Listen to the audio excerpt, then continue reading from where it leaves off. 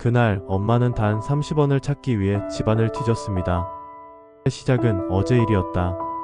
여자친구 집에서 노트북을 정리해주고 점심을 고르다 전단지 한 묶음을 펼쳤다. 메뉴는 화려했고 이름은 길었다. 까망베르, 더블, 엣지, 프리미엄 한참을 훑다가 결국 내 입에서 먼저 나온 말은 단순했다. 치즈 피자 있어요? 메뉴판에는 보이지 않았고 홈페이지 구석에서 겨우 찾았다. 여전히 가장 싼 메뉴. 상자가 도착해 뚜껑을 여니 익숙한 냄새가 먼저 올라왔다. 여자친구가 웃으며 물었다. 그렇게 맛있어? 나는 웃으며 고개를 숙였다. 초등학교도 들어가기 전 아주 깊은 시골. 집 뒤로는 논밭이 끝없이 펼쳐지고 앞으론 좁은 시멘트 길이 마을 어귀까지 이어졌다. 아버지는 낮엔 죽도록 일했고 해가 지면 술집으로 향했다. 겨울이면 비닐하우스 도박장. 하루 벌어온 돈이 하루 만에 사라지곤 했다.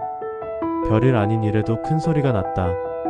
밥이 짜다고 김치가 시다고 아이가 시끄럽다고. 집안 공기는 늘 불안했다. 나는 아버지의 발소리만 들려도 숨을 죽이고 구석에 숨었다. 엄마는 묵묵히 견뎠다. 새벽에 밭일, 낮엔 품앗이, 저녁엔 아버지가 취해 돌아올 때까지 홀로 기다림. 4해, 5해가 지나고 어느 날 엄마가 조용히 말했다. 떠나자. 그 한마디로 충분했다. 우리는 살아남아야 했다. 1997년 봄 서울로 올라왔다. 옷가지 몇 벌, 엄마의 재봉틀, 내가 아끼던 그림책 2권. 마포구 공덕동 아파트 단지 아래 마지막 산동네. 주소도 흐릿한 방 한 칸이 우리의 보금자리. 4평 남짓, 낡은 싱크대, 연탄 보일러, 공동화장실. 바람이 문풍지를 흔들고 비가 새어 들어와도 그곳이 우리 집이었다. 첫날 밤 나는 잠을 이루지 못했다. 낯선 소음, 낯선 냄새, 그리고 아버지가 찾아오면 어쩌지 않은 두려움. 엄마는 내 등을 토닥이며 말했다. 괜찮다 아들아. 이제 우리만 있으면 돼. 그 목소리엔 이상한 확신이 있었다. 엄마는 공예품 납품 일을 시작했다. 좋아, 작은 장식품, 손으로 하나하나. 하루 종일 작업해도 3,000원, 많아야 5,000원. 새벽 5시에 시작해 밤 11시까지 한 달 15만원 모으기도 벅찼다. 방세 8만원, 공과금 2만, 쌀 3만 계산 끝엔 늘 부족이었다. 나는 소리 죽여 버텼다. 엄마의 손이 멈추지 않도록 숨소리마저 조심했다. 배가 고파도 참았다. 엄마의 한숨을 더 듣게 하고 싶지 않았다. 우리에겐 약속 같은 문장이 있었다. 오늘은 넘어도 내일은 서자. 힘든 날이면 엄마가 먼저 말했고 내가 따라했다. 절망의 물살을 건너는 주문. 그 문장 덕에 우리는 무너지지 않았다. 어느 저녁 문틈에 전단지가 끼어 있었다. 도미노 피자 레귤러 치즈 9,900원. 사진 속 치즈는 황금빛으로 늘어지고 도우는 따뜻해 보였다. 나는 전단지를 뚫어져라 바라봤다. 엄마, 우리도 한 번만 먹어볼까요? 엄마는 말없이 집안을 뒤졌다. 지갑 구석, 책 사이 서랍 안, 베개 밑까지. 1,000원 한 장, 500원 3개 100. 원 12, 50원 6, 10원 20개 동전들이 책상 위를 굴렀다. 하나씩 세어보니 9,870원. 30원이 모자랐다. 잠깐만. 엄마가 신발장을 뒤져 운동화 속에서 50원을 찾아냈다. 딱 되네. 엄마가 환하게 웃었다. 그 미소가 방 안의 허기를 잠시 잊게 했다. 전화를 거는 엄마의 손이 떨렸다. 여보세요? 피자 주문하려고요. 네, 치즈 피자 하나요. 9,900원짜리 주소는 정확한 번지도, 골목 이름도 애매했다. 아파트 단지 뒤 산동네입니다. 올라오기 어려우면 아래에서 전화주세요. 제가 내려갈게요.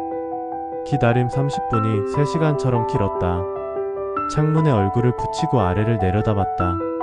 오토바이 소리가 들리자 우리는 손을 맞잡고 골목으로 달려갔다. 상자를 받아 들자 종이를 통해 전해지는 따뜻함이 손끝을 데웠다. 그 온기가 팔을 타고 가슴까지 번졌다. 상자를 열자 처음으로 우리 집에 치즈 냄새가 퍼졌다. 첫 조각을 베어 무는 순간 나도 모르게 와 치즈의 고소함, 도우의 쫄깃함, 소스의 새콤함이 한 번에 밀려왔다. 엄마도 눈을 감고 한 입. 정말 맛있다. 천천히 먹자 아들아. 내일도 먹어야지. 엄마는 6조각 중 두 조각을 랩에 싸 냉장고에 넣었다. 진짜 배고픈 나를 위해. 우리는 네 조각을 둘이 나눠 물 한 모금에 한 입씩 아껴 먹었다. 그 밤 초도 케이크도 없었지만 치즈 피자 한 상자로 충분한 생일 잔치가 열렸다. 가난한 모자에게 그것은 세상에서 가장 큰 선물이었다. 그날 이후 우리에겐 새로운 목표가 생겼다. 9,900원을 모으는 일. 엄마는 하루 일을 마치면 동전을 작은 통에 모았다. 10원, 50원, 100원 통에 떨어질 때마다 맑은 소리가 났다. 그건 우리에게 희망의 소리였다. 나도 길에서 주운 동전이 있으면 통에 넣었다. 심부름하다 받은 100원, 500원도 아꼈다. 석 달, 넉 달은 지나야 9,900원이 모였다. 그 사이 우린 피자를 그리워하며 살았다. 힘들 때마다 다음 피자 데이를 떠올렸다. 두 번째 주문은 좀 더 익숙했다. 설렘은 첫 번째와 똑같았다. 배달원 아저씨가 웃으며 물었다. 또 치즈 피자예요? 네, 저희는 치즈가 제일 맛있어요. 엄마의 대답엔 소박한 자부심이 묻었다. 세 번째, 네 번째 우리는 나름의 의식을 만들었다. 상자를 열고 냄새를 깊이 맡기. 첫 조각은 엄마, 두 번째는 나. 한 조각마다 맛있다고 서로에게 말해주기. 마지막 두 조각은 반드시 내일을 위해 아껴두기. 오늘은 우리 날이야. 9,900원이 모이는 날 엄마의 한마디가 신호였다. 그날은 크리스마스보다 생일보다 소중했다. 가난은 여전했지만 그 순간만큼은 세상에서 가장 행복한 모자였다. 우리는 먹는 법보다 나누는 법을 먼저 배웠다. 피자 한 상자가 그 몇 시간 동안 우리 집을 궁전으로 만들었다. 세월이 흘렀다. 2000년대가 오고 인터넷이 늘었다. 엄마의 거래처도 하나둘 늘었다. 온라인 주문이 들어오고 작은 공예품들이 도시를 건너갔다. 나는 중학생이 되어 평일엔 주유소, 주말엔 편의점 알바를 했다. 시간당 2,000원. 그러나 그 돈은 우리에겐 큰 숨통이었다. 서로의 잠든 얼굴만 보던 날들. 나는 새벽 6시에 학교, 엄마는 밤늦게까지 작업. 같이 밥 먹는 시간은 줄고 대화는 짧아졌다. 라디오에서 가족이 흘러나오면 가슴이 조용히 아렸다. 깨우고 싶어도 너무 피곤해 못 깨운 밤이 이어졌다. 그때 엄마가 말했다. 내가 더 뛰면 언젠가 너는 공부만 하게 될 거야. 그 약속이 모처럼 마음에 박혔다. 엄마는 자신의 청춘을 조금도 아까워하지 않았다. 나는 그 사랑을 받을 자격이 있는 사람이 되고 싶었다. 고등학교에 들어가며 알바를 늘렸다. 새벽 배송, 전단지, 설거지 할 수 있는 일은 뭐든 했다. 엄마의 어깨를 조금이나마 가볍게 하고 싶었다. 그 즈음 피자는 서서히 추억 쪽으로 물러났다. 우린 조금씩 숨을 쉬기 시작했고 9,900원은 더 이상 벽처럼 높지 않았다. 그래도 힘든 날이면 치즈 피자를 시켰다. 그건 우리만의 위로, 서로에게 주는 선물. 엄마, 오늘 피자 먹을까요? 그래, 오늘은 우리 날로 하자.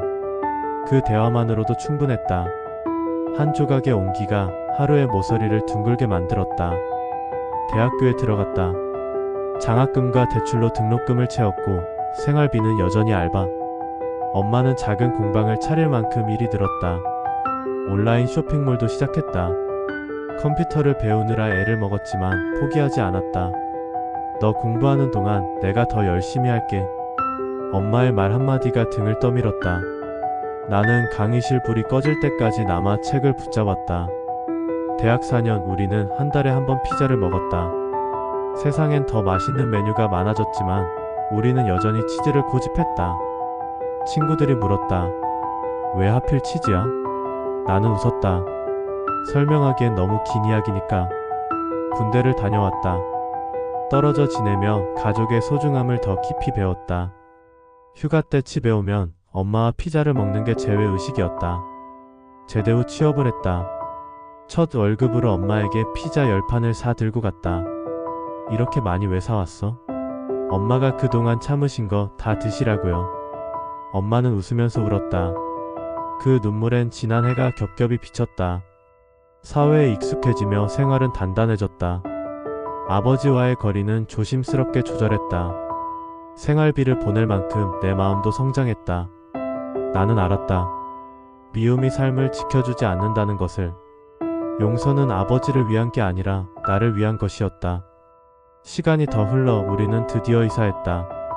크게 떠들지 않았지만 오래 버틴 사람에게만 오는 조용한 승리. 마포 공덕동 산동네에서 20년. 방 3개, 거실, 주방이 있는 평범한 아파트가 궁전처럼 느껴졌다. 이사 첫날 밤 당연히 치즈피자. 새집 들이로 뭘 먹을까? 피자 말고 뭐가 있겠어? 넓은 거실 테이블에 상자를 올려두니 20년 전 바닥에 놓고 먹던 장면이 겹쳐졌다. 달라진 건 공간, 변하지 않은 건 온기. 한 조각의 열기가 이 집의 첫 추억이 되었다. 아파트 생활은 편했다. 공동화장실도 겨울 연탄도 끝났다. 엄마는 여분의 방을 작업실로 꾸몄다. 이젠 제법 규모 있는 사업. 직원도 2명. 나는 회사에서 인정받고 승진하고 연봉도 올랐다. 결혼을 생각할 만큼 삶이 제자리를 찾아갔다. 그래도 변하지 않는 게 있었다. 한 달에 한 번 우리는 여전히 치즈피자를 먹었다. 그건 전통이었고 기도였고 서로를 확인하는 의식이었다. 오늘은 우리 날. 그날만큼은 세상이 조금 더 따뜻했다. 여자친구를 만났다. 착하고 예쁜 사람. 내가 왜 그렇게 치즈피자를 고집하는지 처음엔 이해하지 못했다. 맛있는 거 많은데 왜 그냥 치즈야? 나는 웃었다. 언젠가 말해줄 수 있으리라 생각했다. 어제 그 언젠가가 왔다.